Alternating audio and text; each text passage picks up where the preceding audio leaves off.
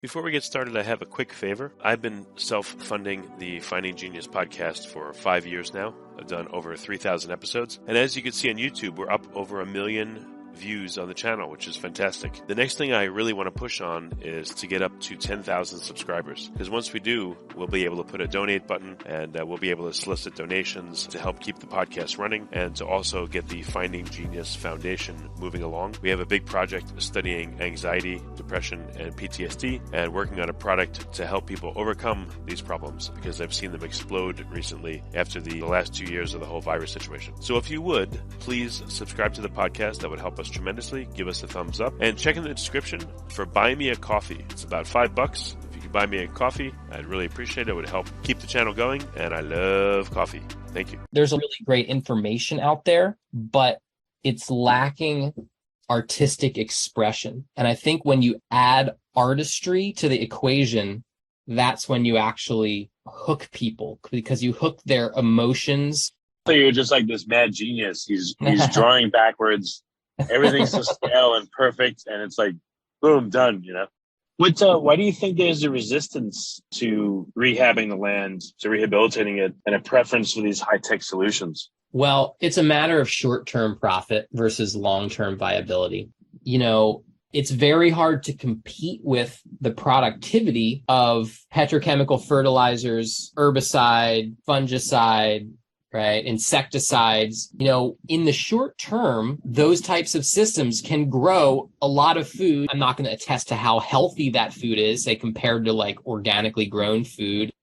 Most people have heard of phytoestrogens, but did you know there are beneficial phytoandrogens that mimic and support testosterone and more? The top source of these is pine pollen.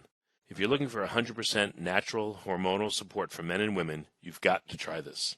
Right now, Lost Empire Herbs' best-selling pine pollen is available for 1 penny plus shipping and handling.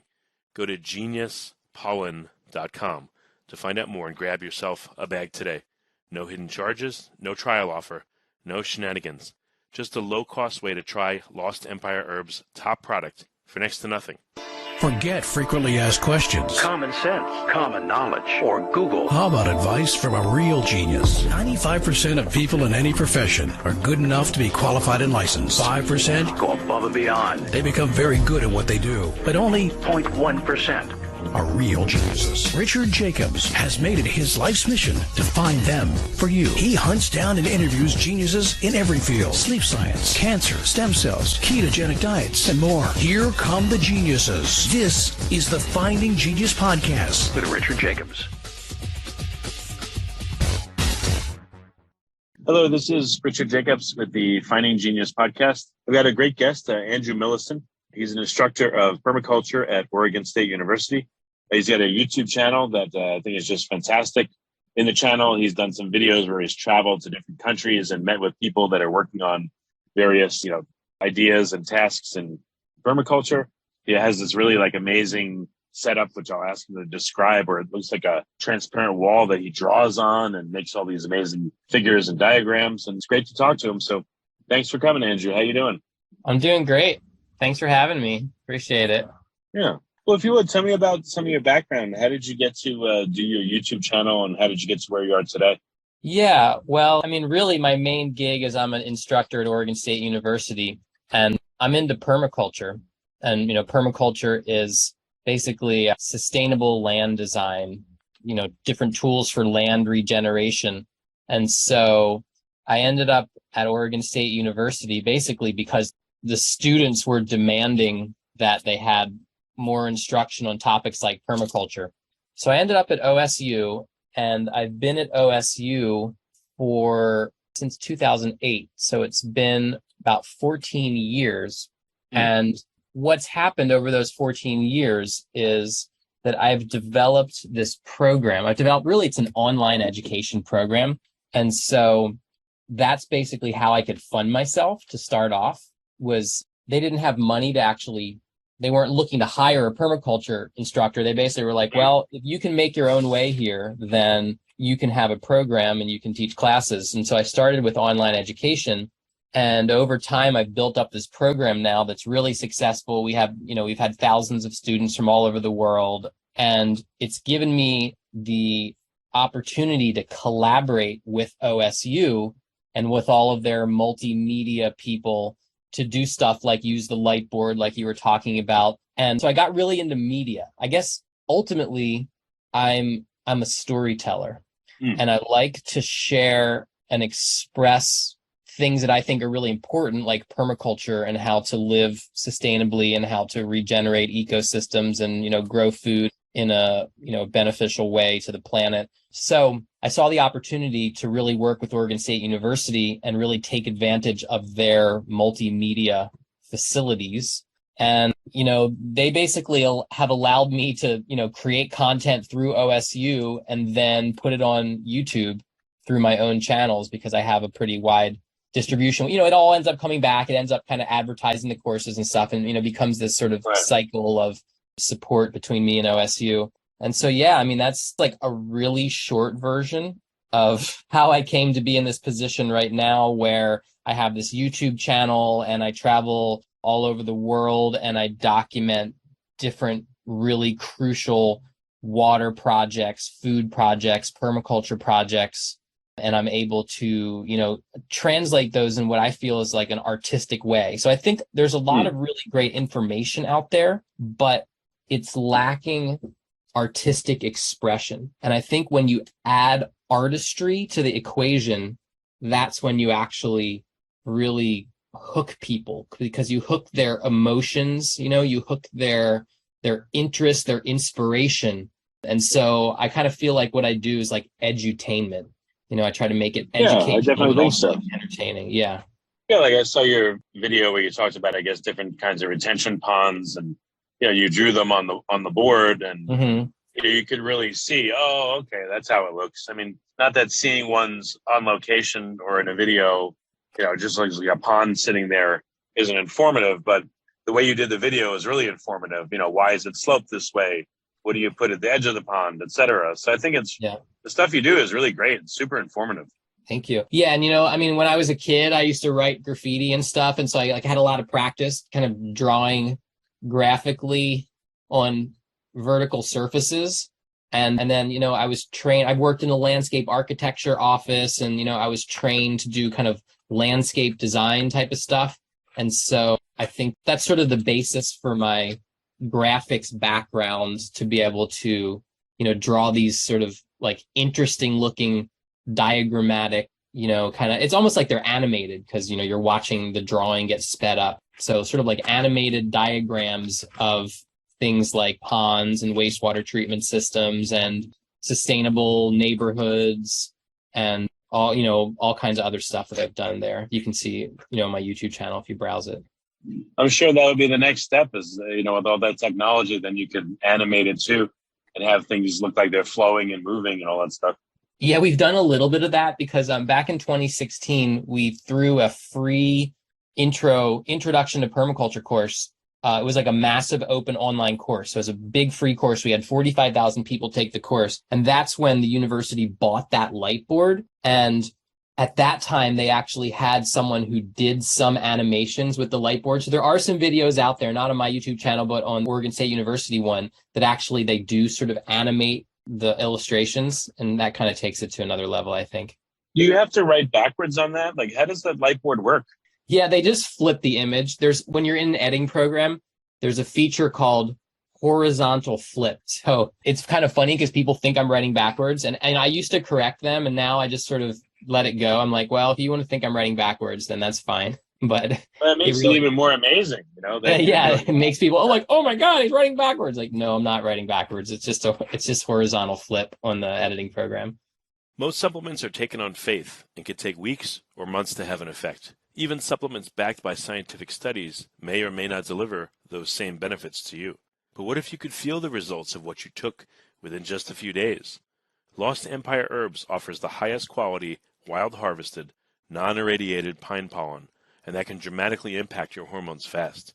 Right now, you can grab it for 1 cent plus shipping and handling at geniuspollen.com. I got you. I can still see, though, that you're practiced at it because things are the right dimensions and they don't, you're not crowding stuff in the corner. And, it looks like you sat there and practiced what you're drawing for quite a while. So I guess well, that's just I've diagrammed it out to scale. I mean, I actually it takes me a super long time to come up with those drawings, and I have to, to get everything to scale on that surface the first time, actually it's quite time intensive, and I have to think really hard to get everything to kind of fit in the way that it does. So you're just like this mad genius. He's drawing backwards. Everyth's to scale and perfect, and it's like, boom, done. Well, we can end if you got the wrong guy for the episode. We can end it now if you want. If I'm not as no. Yeah. The work you do is excellent. I really, really appreciate it. How long does it take you to do one of those lightboard or whiteboard videos? Oh yeah, probably about. It can depend because some are more complicated. Some I'll draw 3 different screens worth. I'll draw a whole screen, then I'll erase it, and then I'll draw a whole screen, then I'll erase it. Some of those can take up to 5 hours maybe. But the ones where I only do 1 screen's worth of illustration usually take in the neighborhood of say 2 to 3 hours. Okay. Yeah. Very cool. Yeah. Well, so I guess turning to more serious matters, if you don't mind. You probably have a lot more experience because you travel to a lot of these places, but the news and everything is saying that there's likely to be a famine around the world because of what's going on. It just seems to me, just on its face, that most nations really, they're not doing nearly what it takes to be sustainable with their own food, but not be, huge importers of grain and wheat and other stuff. Yeah. What do you see out there, especially now? What are the big challenges that are coming now? Yeah, I mean, the biggest challenge that's kind of led us to such a state of instability is really land degradation. The reason why a lot of places are food importing that were never really historically food importers. I mean, nowhere was really historically food importers because we didn't have globalization. We didn't have mass movement of goods across the planet. But a lot of places have lost their topsoil. The landscapes have lost the ability to hold water and store water. Deforestation. When you have deforestation, then you actually change the rainfall patterns, and you actually can, when you have deforestation across a wide swath of landscape, you enter into a drought flood cycle where you don't have regular rainfall because, forests actually help to bring rainfall to the landscape. So you end up, when it does rain, there's nothing to hold the water and you get this flood cycle. So a lot of places, well, the good news is that the window that is opening right now is where people are really going to see the need for local production, local food production in places where, when we talk about supply chains being cut off, and the first step to really restoring local food production is land regeneration, reforestation, rehydration of the landscape, revegetation, fixing erosion problems. People aren't going to be like we've been warning about this, me and my colleagues and people in the permaculture movement. I mean, we have been warning about the risks of globalization to the food supply for as long as it's been happening, basically. I've been turned on to all this stuff since the early 90s. I was when I was a kid, I was like, oh my God, things are really unsustainable. Say what if the fertilizer's cut off? People are like, what do you mean? They couldn't wrap their minds around it. And now here we are. Who's the biggest producer of fertilizer on the planet and the biggest producer of the materials that someone else would use to produce nitrogen fertilizer? It's Russia. Yeah. So, we've gotten ourselves, globalization has gotten us into this conundrum where it didn't matter that we had localized land degradation because people were importing food, basically. Well, that's stopping. Of course, in the poorest countries is where it's going to hit first, because those countries are at the end of the supply chain and have the least extra capital to buy the grain that is out there, Yeah. So, I mean, my only hope, and, this is what I'm working towards, is that people can turn it around using permaculture, because, I mean, it really is possible. I've shown this in my video work, a lot of the stuff I've shown in India, that in a very short period of time, you can turn around land degradation and restore water tables and kind of get agriculture back going. That India series was amazing. There's like 7 videos on various projects in India, and it was so cool and inspirational. I love that. It was great. Yeah. Yeah. And it's having impact. I was talking to this guy in Libya today. They're having basically like environmental collapse due to, long-term drought and just like poor land management. And he was telling me that he was showing my India videos to like the mayor of the village and the elders to show them, what could happen in a short period of time to regenerate the landscape. So, I mean, stuff like that is like, it's spreading to all these corners of the world, so to some degree, I'm like the person who's just relaying the information of what's possible. And, I think it is having a ripple effect out there. Before we get started, I have a quick favor. I've been self-funding the Finding Genius podcast for 5 years now. I've done over 3,000 episodes. And as you can see on YouTube, we're up over 1 million views on the channel, which is fantastic. The next thing I really want to push on is to get up to 10,000 subscribers. Because once we do, we'll be able to put a donate button, and we'll be able to solicit donations to help keep the podcast running and to also get the Finding Genius Foundation moving along. We have a big project studying anxiety, depression, and PTSD, and working on a product to help people overcome these problems because I've seen them explode recently after the last 2 years of the whole virus situation. So if you would, please subscribe to the podcast. That would help us tremendously. Give us a thumbs up. And check in the description for Buy Me a Coffee. It's about $5. If you could buy me a coffee, I'd really appreciate it. It would help keep the channel going, and I love coffee. Thank you. If the governments of the world actually listened to you and called you in and said, hey, help us, at this point, I know it depends where, but what would you tell them are the first things that they need to do? Like if they were ready to go, they said, we've got, X number of billion at our disposal, but we're ready to listen, Andrew. What do we do? What would you tell them to do? Yeah. Well, all wealth comes from the land, right? I mean, ultimately, like the wealth of a nation is on its resources. Now, some places are, you look at resources and we're talking about oil, or you're talking about bauxite, or, iron ore or whatever. But like ultimately, the food security and the food abundance of a nation is ultimately rests on the wealth of the landscape. So I would say that we need a worldwide watershed rehabilitation project. Right. The watersheds are actually the natural divisions of landscape. When you're restoring landscape back to its state of abundance, you're looking at the watershed level for how you're going to divide the land and what treatments you're going to do at what different elevations throughout the watershed. So I'd say the government, hey, we need to start at the top, the highest elevations of your nation. We need to start reforesting, and we need to start working our way down. And by the time we get to the lowest elevations of your nation, then the riches will be restored, basically. So that's one thing. I mean, that's supporting humans, which is rebuilding water tables, rebuilding soil, the Save Soil movement, Sadhguru. I don't know if you're tuned into that. They're calling it the largest movement on the planet ever is the Save Soil movement. It's coming out of India. Yeah. This guy, Sadhguru, he just spent 100 days riding his motorcycle, meeting world leaders all throughout part of the world. It's a really, really huge thing. But,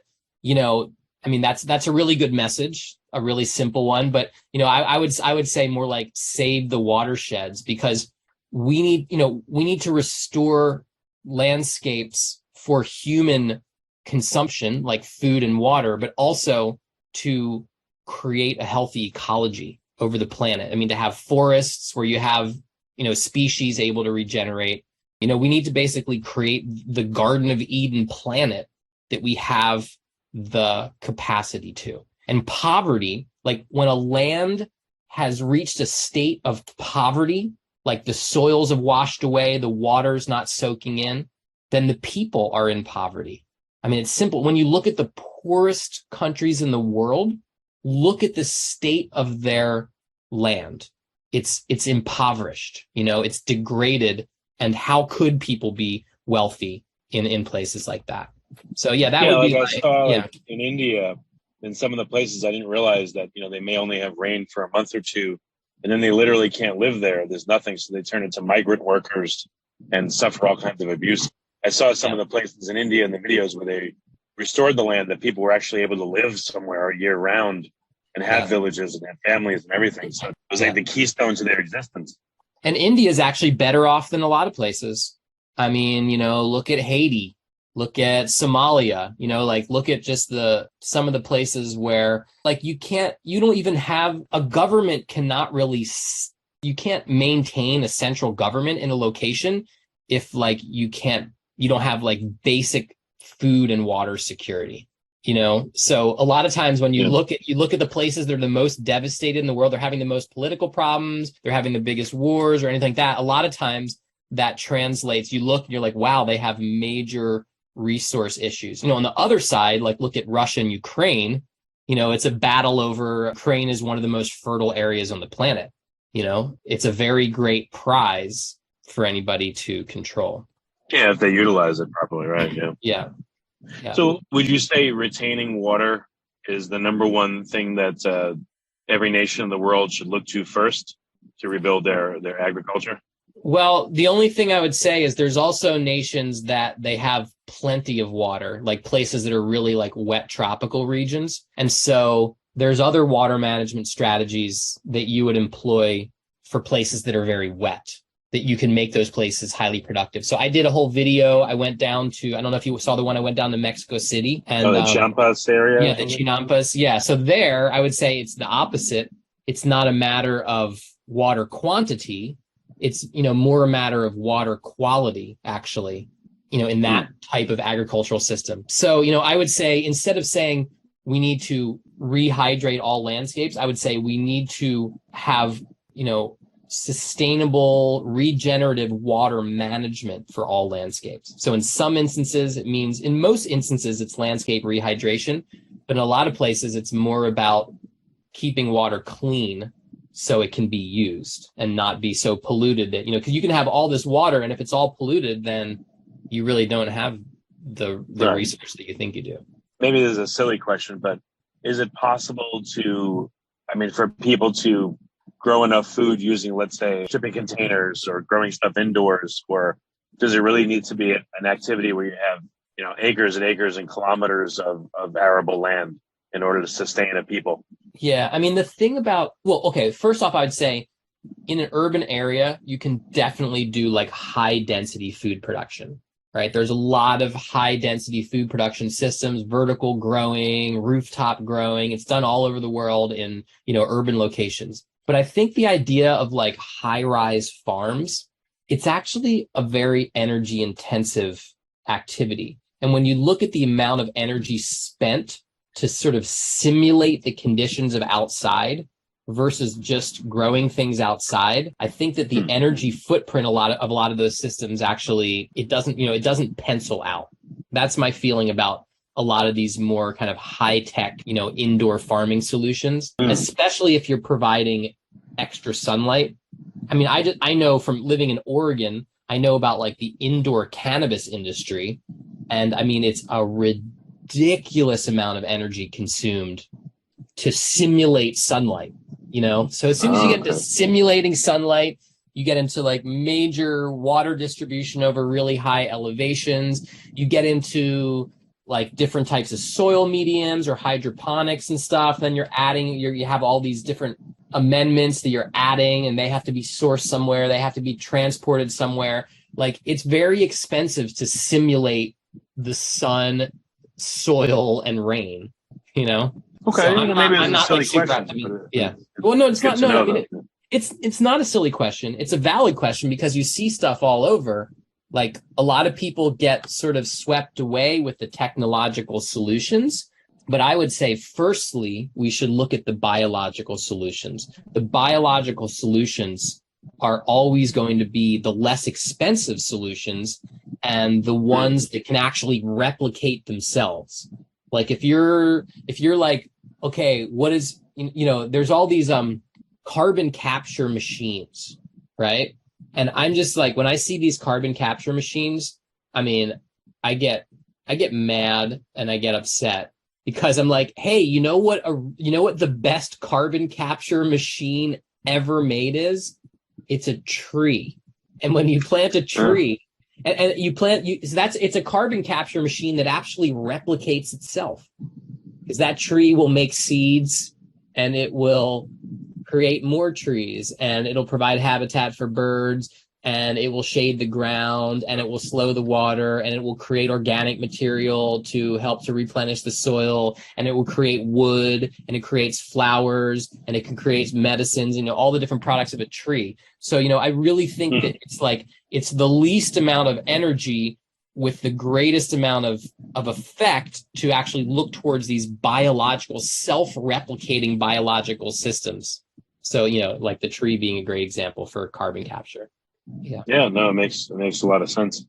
Why do you think there's a resistance to rehabbing the land, to rehabilitating it, and a preference for these high-tech solutions? Well, it's a matter of short-term profit versus long-term viability. So, it's very hard to compete with the productivity of petrochemical fertilizers, herbicide, fungicide, right, insecticides. In the short term, those types of systems can grow a lot of food. I'm not going to attest to how healthy that food is, say, compared to like organically grown food in nutrient-rich soil. But, the short-term profit of those systems and the short-term productivity is very high.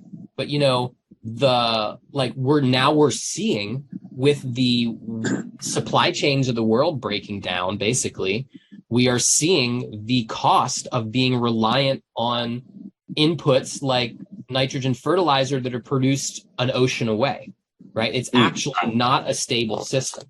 So people prefer that because people are looking towards short-term profit and not long-term stability. Yeah. How powerful is permaculture? I mean, if I gave you like some desert shithole, but a depleted area of land that just and you had to do everything from scratch, would you be able to get it to a point, do you think, where you don't need to bring in outside fertilizer? Are most landscapes, if they're done properly, could they be self-sustaining, or will they always need external inputs? I mean, we'll just think about most places, like we only even had external inputs, starting about 70 years ago or so. Like after World War II, the war industry basically turned into the, fertilizer industry and all that. So, I mean, anywhere in the world that people lived, you can see examples of how they lived there without external inputs, pre-industrialization, so just, basically 100 years ago, the vast majority of the world was living wherever they were living without external inputs. So, but then, you get into like the harshest landscapes in the world, right? The most arid landscapes in the world, the windiest, the places that have the least amount of soil, it's been proven in many locations, the power of permaculture and land regeneration. Like, for instance, like some of the stuff that Jeff Lawton's been doing in Dead Sea River Valley, so that's one of the drier locations in the world. I mean, I did a bunch of work over in the western desert of Egypt, although they have this ancient aquifer that they're pulling water from. So, there's some areas like the Sahara Desert where you literally get zero rainfall, that if you don't have people didn't live there. Like anywhere that people have historically lived and had a civilization that was basically producing what they needed, those locations theoretically can be brought back to a state of abundance if the land has not been so degraded that it is beyond repair. There are places in the world where erosion has happened so significantly, the climate has been so altered by deforestation and land degradation, so the rains no longer come. There are places that are beyond repair. But I would say, the vast landscapes of the world are not. Yeah. Interesting. What are some of the hardest inputs to replace, when you do permaculture on a site? Is the water the most easy or difficult? Is the fertilizer, what kind of inputs are tough? Yeah. Well, I mean, I would say that water is actually easy because, as long as you're still getting regular rainfall, shaping the land to hold water and soak it into the ground instead of shedding it is pretty basic. Like you can kind of do that with a shovel. on a small scale. You can do it with an excavator or backhoe on a large scale, but there's lots of examples. Like my friend Neil Spackman, he's got this great project he did in Saudi Arabia where they took an area that got between 0 and 2 inches of rainfall a year, and they sculpted the land, they terraformed the land to collect and soak in the water, and they were able to establish trees, within just a few years. So I think water is actually one of the easier things. I think the harder thing is to get regionally adapted plant and seed varieties, right, that actually have been bred in the location. And the reason why that's difficult is because so much of that has been lost, right? So pre-industrial agriculture, every region had its own specific variety of seed and fruit tree that was adapted to the specifics of that climate. The fruit trees bloomed at the right time so they wouldn't get the late frost, or the seeds were, of this squash plant could, handle the particular insect that was a predator insect there on that location. But then what industrial agriculture did is it reduced the biodiversity of agricultural plants to a very narrow window. And so, you go back to some region here, you're going to try to restore, some area back to a state of land abundance, right? And, getting the water in the ground is great, but then you're like, wow, we need to get the biological material, the seeds and everything that are locally adapted. So in a lot of terms, that's been lost, and you have to search around the world to other similar climates to find the plant material that is adapted to that place, that is resistant to the pests in that place, that is adapted to the particular weather conditions in that location. So I would say that is more of a challenge than the water. So what, in certain areas, do people not even know what native plants would be able to grow there, or just none exist because it's been so depleted? Yeah, I mean, that's basically the case. Is you have places that, let's say industrial agriculture, let's say, you're down in the Caribbean or something, or, where people have been growing sugarcane, for a commodity on some lands for years and years and years and years. And then, if that goes away, sometimes things happen, like the business folds or something like that. And all of a sudden you're like, wow, who still has the seeds that we used to grow in this place, or look at Hawaii or something, right? Well, Hawaii had the big, on Maui, the big A&B sugar company that basically controlled practically most of the island, that folded, so suddenly, sometimes these big industrial export economies fail for various reasons. And suddenly, you're kind of left with wow, where are the native plants? Hawaii's been so impacted by invasive species, for instance, that there's just it's hard to find the remnants of native species there, which, a lot of times the natives are some of the best species to grow there, to regenerate the landscape. But, really for particularly agricultural, animal varieties, right? What is the best, what's the best goat variety that can withstand the heat and the cold in the highlands of Kenya? Does that still exist? Is someone still breeding the goats that are adapted to this particular area? I spent time with the Hopi in Arizona, right, who have the toughest corn on the planet. This corn is grown at 6,000 feet, dry farmed on these mesas here. There's no irrigation, right? The corn's planted a foot deep in these you plant 10 seeds together and it grows these little bushes of corn, right? Those seeds have adapted over time for those conditions. Once those seeds are gone, you can't just snap to it and readapt to an area, such specific conditions, so luckily in places like that, people have been keeping their seeds alive for all this time. But there's a lot of places in the world where those very specific special seed varieties for that location have been lost. And that's a very difficult thing to get back once you lose it, or impossible in many cases. Does anyone, I guess it was just for personal interest, but does anyone document what you're talking about before an area is developed? What animals were there, what plants were there, what other things were there that are now unseen? Well, I mean, interestingly, there's like the World Seed Vault in Svalbard, Norway, that they've been collecting seed from all over the world, to freeze it. Of course, now it's starting to with warming, that area has actually started to thaw, and it's creating flooding in the seed vault, which is really bad news. But, it's the kind of thing that happened later, like when colonization happened. I think like agricultural colonization, right? When like sugar cane spread through Latin America, for instance, when palms spread through Southeast Asia. These are like these major commodity crops that displaced the, local food systems, right? When this happens, the people that are the industrialists that are coming in that are transforming the landscape to serve a particular, kind of a monoculture product, they're not typically like, hey, wait, let's take a minute and let's make sure that we keep all of the traditional seed varieties alive.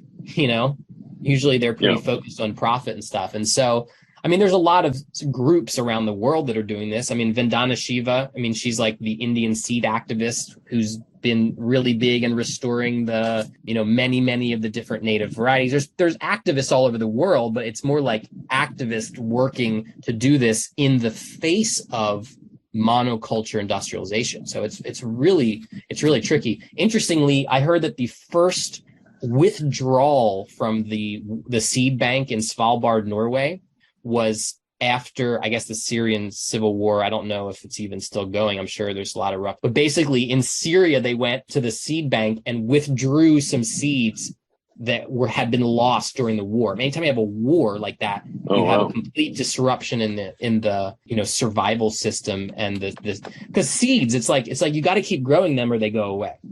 Yeah. Does it seem? I don't know if you call it coincidental, but does it seem like the right plants are located next to wherever people live in the world? Plants that have medicinal herbs in them that help people with common ailments, etc.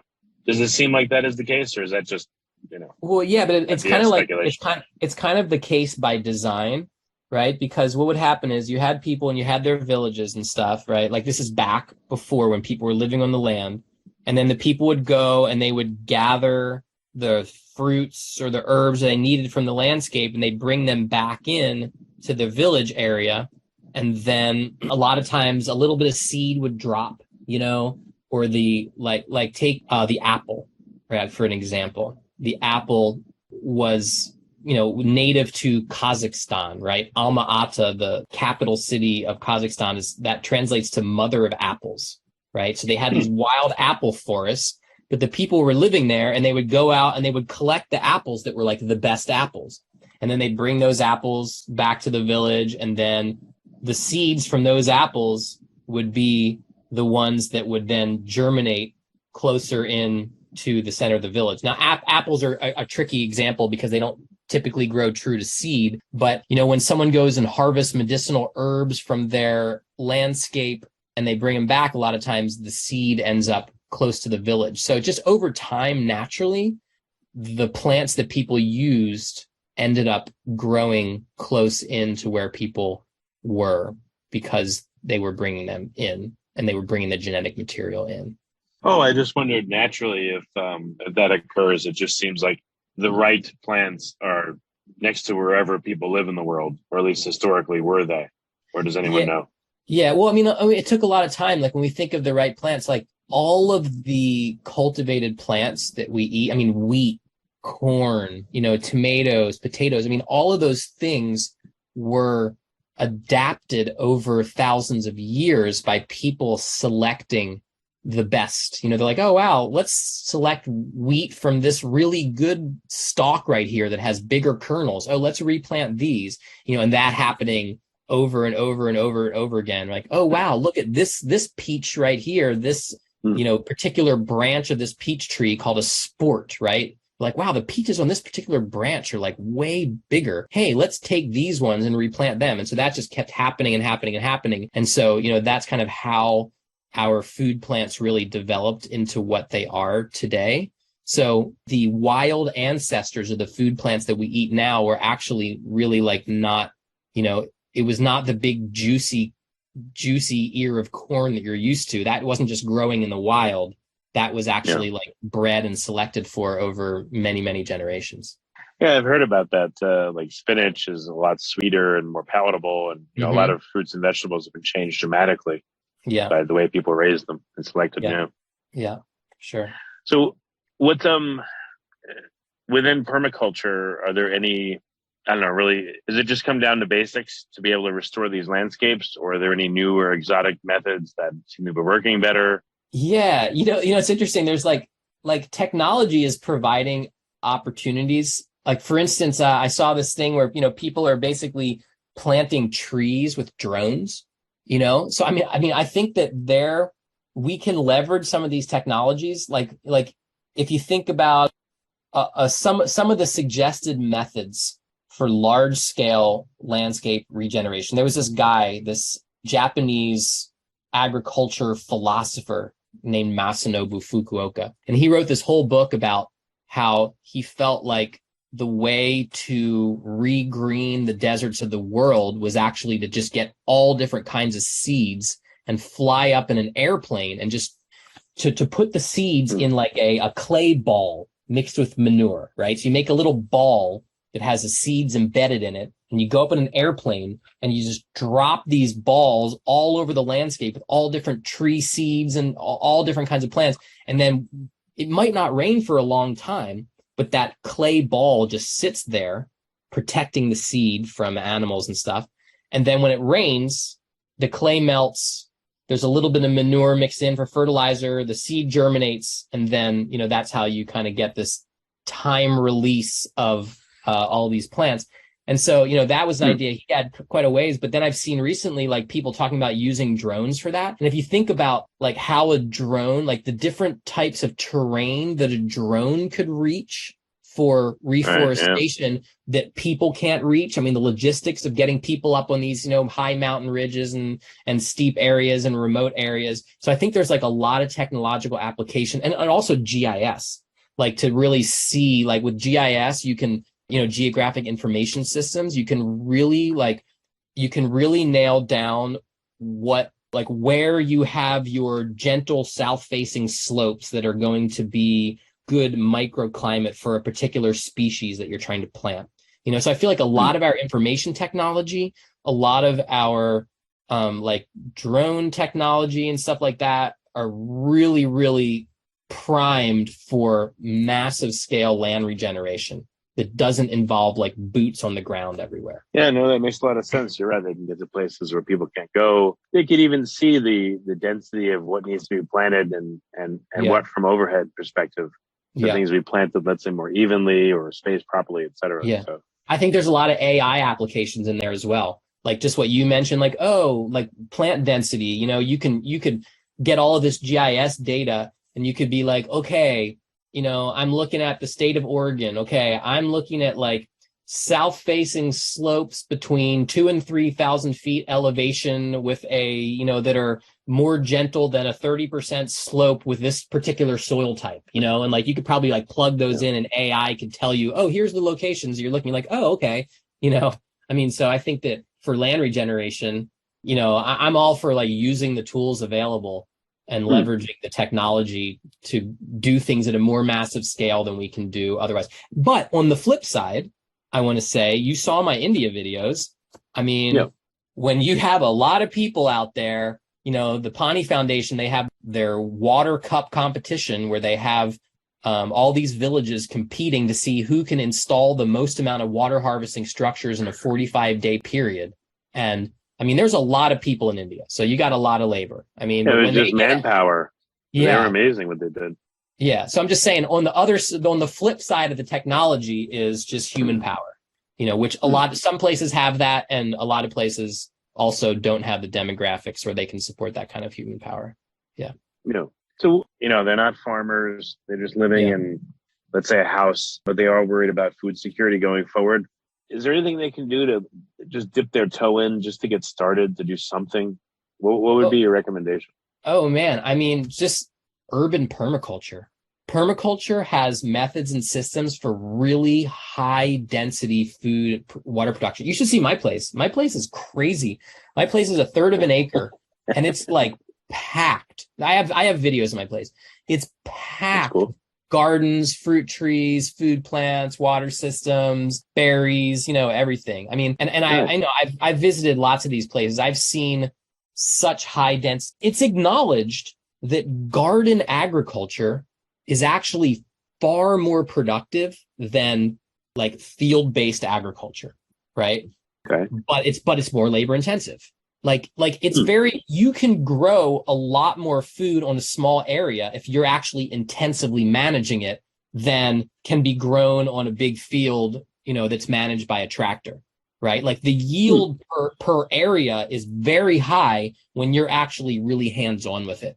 So even I've seen spectacular designs for like apartment balconies where they have potted plants stacked vertically that are covering, and you've got vining plants, and you're like you can actually grow a substantial portion of food and herbs, and some of your culinary herbs and all that kind of thing on an apartment balcony.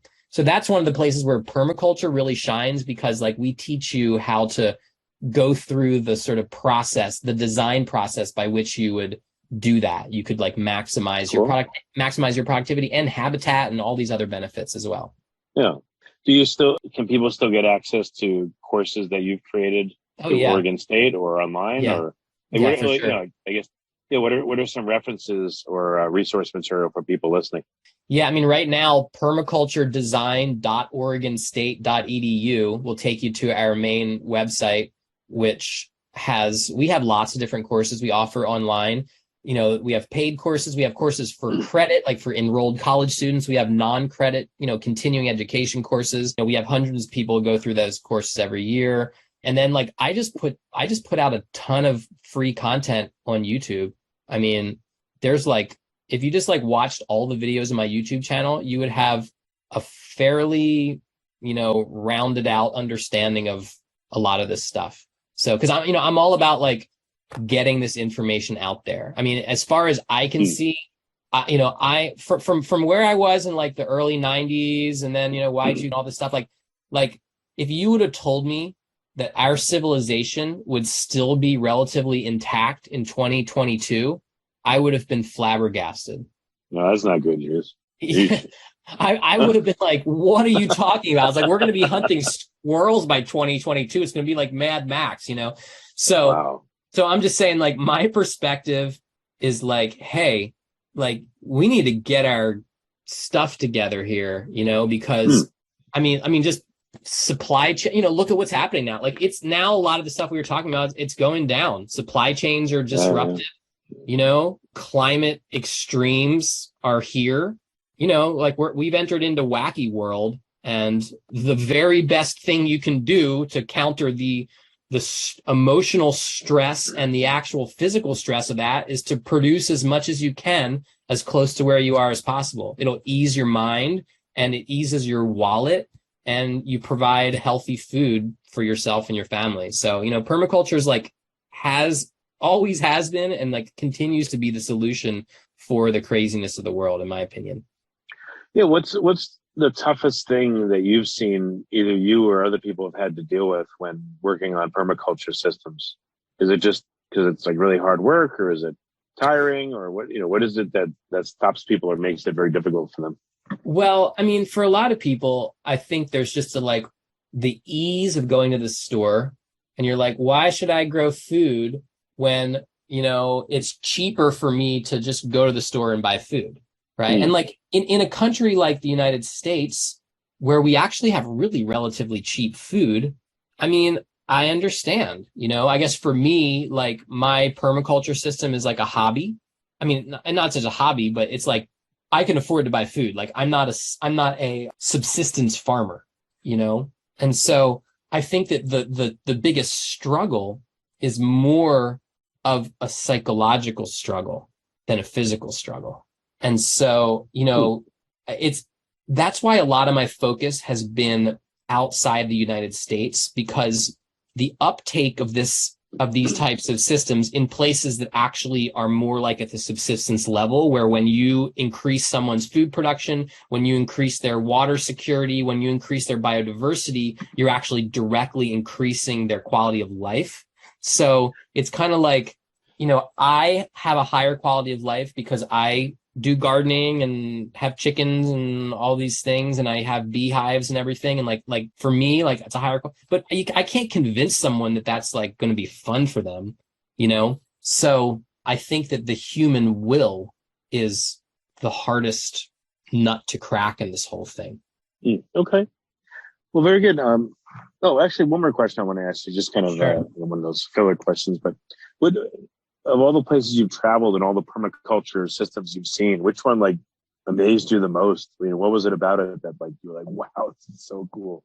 Yeah, well, I mean, I've got to say that the Chinampas of Mexico City is just one of the most spectacular ancient permaculture systems I've ever seen. Now, I'm attaching the word permaculture to it because that's just the easy way to describe it. But of course, the Aztecs or the pre-Aztecs that built that system didn't, they had their own language with which they describe what they were doing. But in the heart of Mexico City, you should watch this video. I mean, people listening, it's astounding. In the heart of Mexico City, which used to be a giant lake, right? It was like a lake-born agriculture system. So they basically built these floating islands that took root in this shallow lake, and they scooped all the lake mud, and they built up these little peninsulas and islands that rose up above the level of the lake, and they would plant their crops there. And then they planted trees to anchor those islands in, and eventually, over time, they built this network of this maze of canals. So it's like this interweaving of canals and then little peninsulas where when you plant your food plants on the land, the water level is close enough that the roots can pretty much just access the water that's below the surface there. They can raise fish in the water areas. And then for fertility, they just scoop the muck out of the lake. So it's like there's always constantly renewed fertility because this lake bed has enough. Basically, they said that there's 1,000 years left of fertility left in this lake bed. I mean, it's just this, it's a lake in like Mexico City surrounded by mountains. So it's like all these mountains, all the water had drained down for thousands of years. There's no outlet to the sea. So it just, all of the nutrients just settled in this lake bottom. Then the Spaniards came, and after the Tenochtitlan, the capital, the Aztecs, was conquered back in, 1542 or something like that. I can't remember exactly. I have it in the video. They started paving over and building Mexico City. And so now Mexico City, a city of 22 million people, is actually built over a giant lake bed. But we went and visited, made this video of this one area called Xochimilco, which is it's like the last area that the old Aztec system with these canals and islands is still there. I mean, it's so fertile. It's so beautiful. There's this integration of trees and agriculture, aquatic species. And like the project I visited, the Arca Tierra project, is doing like this really incredible work there, creating all these organic systems and doing a lot of like agroforestry and integration of trees in with agriculture and ecotourism. So that is just one of the coolest places I've ever been in my life. And we have like a 17-minute long, really well-made video that you can see to kind of sink in. I made it with Oregon State University. So usually I do a lot of the filming, but I actually had a couple OSU professional videographer people come with me. And so I didn't have to do the filming, and they did the editing too. So they just did this brilliant job with the cinematography and everything like that to really represent this place. And I do a lot of drawing on the board, like we were talking about as well, to kind of explain the systems. So yeah, that's probably like one of my favorite, permaculture sites on the planet that I've been to. Excellent. Okay. Yeah. Well, to close out again, can you just restate a few resources for listeners? Yeah. So first off, my YouTube channel, it's just Andrew Millison, AndrewMillison. Just go to YouTube, type my name in. My main Oregon State University site is just permaculture design permaculture.oregonstate.edu. That's permaculture's PERMACULTURE, permaculturedesign.oregonstate.edu. And that'll pretty much that's pretty much a portal to all of my OSU stuff. Oh, and then I have my personal website, it's just andrewmillison.com. And that's where I just kind of have you can just get to I do site design for clients as well. I design people's properties, do all kinds of stuff like that. So you can see some of my other work. Yeah. Excellent. Yeah. Andrew, thanks so much for coming. Like I said, your channel's awesome. It's a great resource. I encourage people to watch it big time. And thanks for all you do. Right on. Thanks. Great talking to you. Remember, before you go, to grab your 1 penny bag of pine pollen for all the amazing, all-natural hormonal support that men and women the world over are raving about. Try it out and see how it works for you. All you have to do is head to geniuspollen.com to grab your bag today. Within days, you may be able to notice greater energy, more focus, added recovery, and more. Again, please visit geniuspollen.com to learn more now. Thank you. You've been listening to the Finding Genius podcast with Richard Jacobs.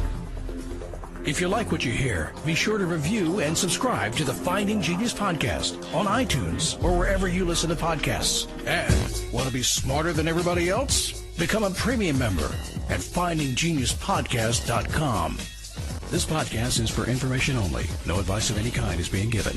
Any action you take or don't take as a result of listening is your sole responsibility. Consult professionals when advice is needed.